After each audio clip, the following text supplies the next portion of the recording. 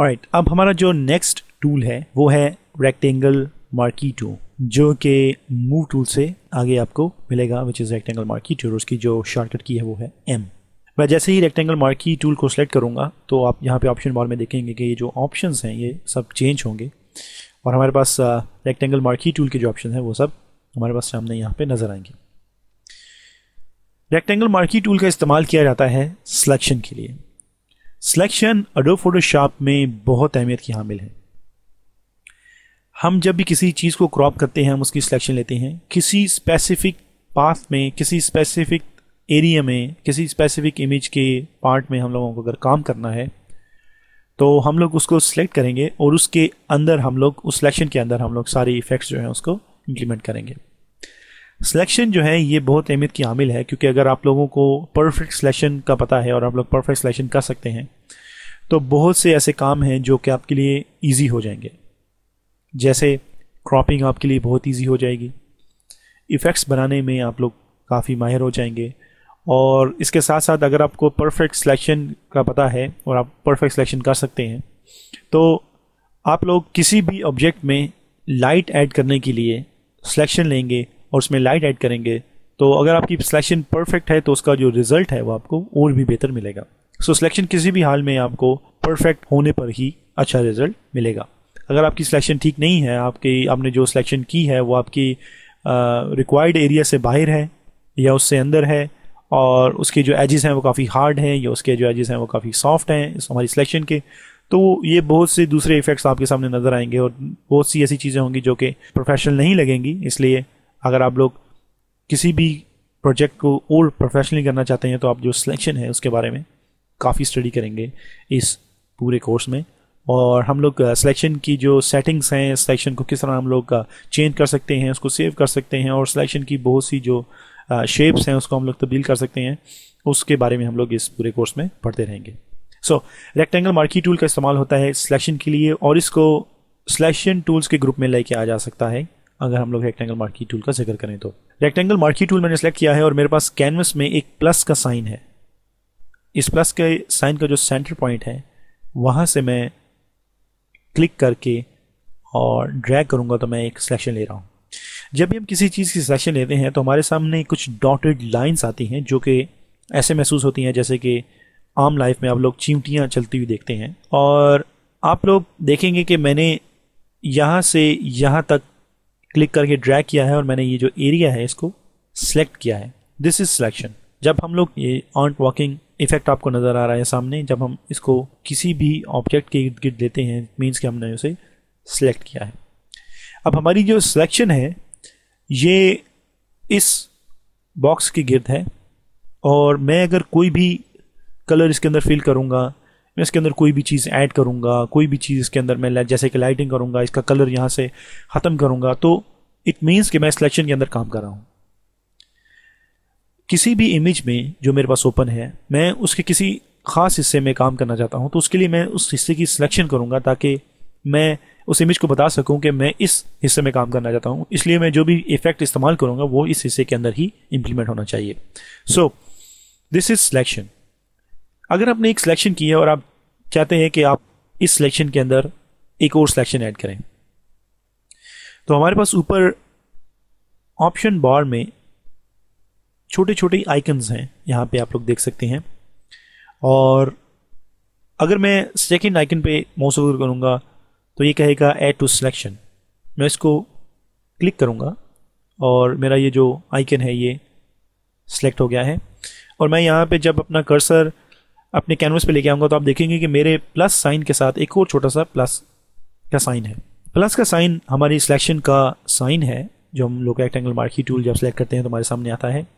जो छोटा plus sign है उसका मतलब है कि ये जो हमारी सिलेक्शन है इसके अंदर हम लोग एक और सिलेक्शन ऐड करने वाले हैं।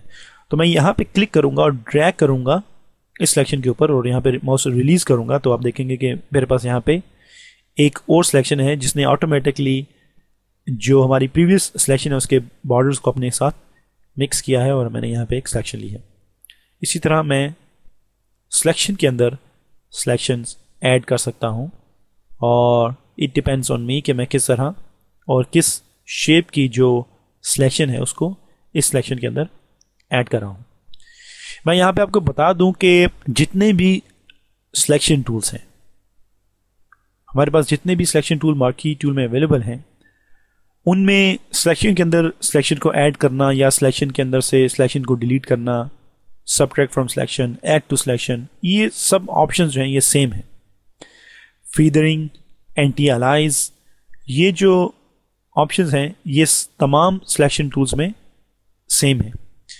और अगर मैं यहाँ पे आपको बताऊं तो हमारे पास रेक्टेंगल मार्की टूल है, एलिप्टिकल मार्की टूल है, सिंगल रॉ मार्की टूल है और सिंगल कॉलम मार्की टूल है, जिसके अंदर मैं किसी को भी सिलेक्ट करूंगा तो उसके जो ऑप्शंस हैं वो सेम हैं। एंड हमारे पास यहाँ पे नीचे कुछ टूल्स हैं जैसे कि लेजर टूल है, पॉलीगॉन लेजर टूल है और मैग्नेटिक लेजर टूल है। इसको भी आप चेक करेंगे तो इसके जो ऑप्शंस हैं वो सेम है। इसलिए अगर आप लोग रेक्टेंगल मार्की टूल को अच्छी तरह समझेंगे, इट मीन्स कि आप लोगों ने 6 से 7 टूल्स हैं उनको अच्छी तरह समझ लिया है। रेक्टेंगल मार्की टूल का इस्तेमाल कर रहे हैं और हम लोगों ने एक सिलेक्शन ली है और उसके बाद हम लोगों ने यहाँ पे एक छोटे सा आइकन है जिसका मतलब है ऐड टू सिलेक्शन, यानी कि हम लोग सिलेक्शन के अंदर एक और सिलेक्शन लेना चाहते हैं। इसको चेक किया है और हम लोगों ने अपनी सिलेक्शन के अंदर कुछ और सिलेक्शन की हैं। इससे जो अगला आइकन है इसका मतलब है कि मैं सबट्रैक्ट फ्रॉम सिलेक्शन, मैं अपनी जो सिलेक्शन है उससे कुछ हिस्सा जो है उसको ख़त्म करना चाहता हूँ। सो मेरे पास कर्सर जो है उसके प्लस साइन के साथ एक छोटा सा माइनस का साइन है। इट मीन्स के I am going to minus something like this.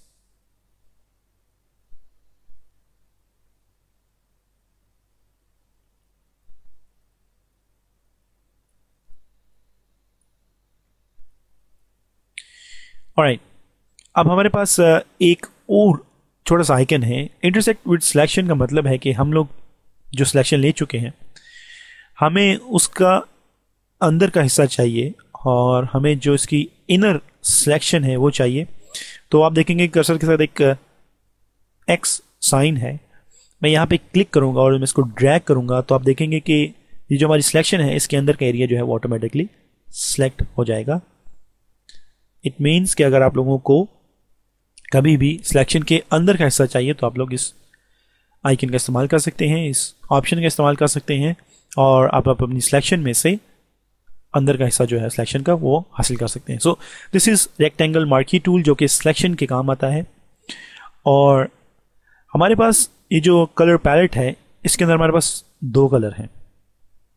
Foreground colour जो है वो वाइट है, अगर मैं इसके ऊपर माउस ओवर करूँगा तो इससे सेट फोरग्राउंड कलर, और जो ब्लैक है वो है बैकग्राउंड कलर। अब अगर मैं चाहता हूं कि मैं अपना फोरग्राउंड कलर यहाँ पे फिल करूं तो मैं यहाँ पे एक न्यू लेयर लूँगा, clicking this create a new layer icon, और मेरे पास यहाँ पे एक लेयर आ जाएगी। लेयर के बारे में हम लोग ब्रीफली पढ़ेंगे कि लेयर्स क्या हैं और हम लोग इसका इस्तेमाल क्यों करते हैं। और मैं यहाँ से अपने कीबोर्ड से ऑल्ट और बैक स्पेस प्रेस करूँगा तो मैं ये जो अपना फोरग्राउंड कलर है इसको फिल कर रहा हूँ इस सिलेक्शन के अंदर। अगर मैंने ये सिलेक्शन नहीं ली और मेरे पास ये जो बैकग्राउंड लेयर है ये सिलेक्ट है और मैं इस सिलेक्शन को ख़त्म करना चाहता हूँ तो इसके बहुत से तरीके हैं। अपने कीबोर्ड से आप लोग control D to deselect कर सकते हैं, या फिर आप लोग हमारे पास जो मेन मेन्यू है इसमें से सिलेक्ट में से आप लोग डी सेलेक्ट को क्लिक करेंगे तो ये आपकी जो सिलेक्शन है वो डी सेलेक्ट हो जाएगी। अगर मैंने इस लेयर की सिलेक्शन नहीं ली, मैं नहीं चाहता कि मैं स्पेसिफिक एरिया में काम करूँ, और मैं अपने कीबोर्ड से ऑल्ट बैक स्पेस प्रेस करूँगा तो ये जो फिल कलर का इफेक्ट है, ये जो फिल कलर का जो हमारे पास स्टेप है ये टोटल लेयर में हो जाएगा। जो हमारी पूरी लेयर है सारी फिल हो जाएगी। लेकिन अगर मैं एक सिलेक्शन लेता हूं और मैं यहाँ पे अपना जो बैकग्राउंड कलर है इसको फिल करना चाहता हूं तो मैं ऑल्ट की जगह अब कंट्रोल प्रेस करूंगा अपने कीबोर्ड से और उसके साथ बैक स्पेस प्रेस करूंगा तो मैं अपना जो बैकग्राउंड कलर है उसको फिल कर रहा हूँ इस सिलेक्शन के अंदर, क्योंकि मैं स्पेसिफिकली इस एरिया के अंदर काम करना चाहता हूँ और मैंने उसके अंदर ब्लैक कलर जो है उसको फिल किया है। Control D to deselect. So this is our selection tool which is rectangle marquee tool. ये एक मार्की टूल है, रेक्टेंगल मार्की टूल है जो कि सिलेक्शन टूल्स में शामिल होता है।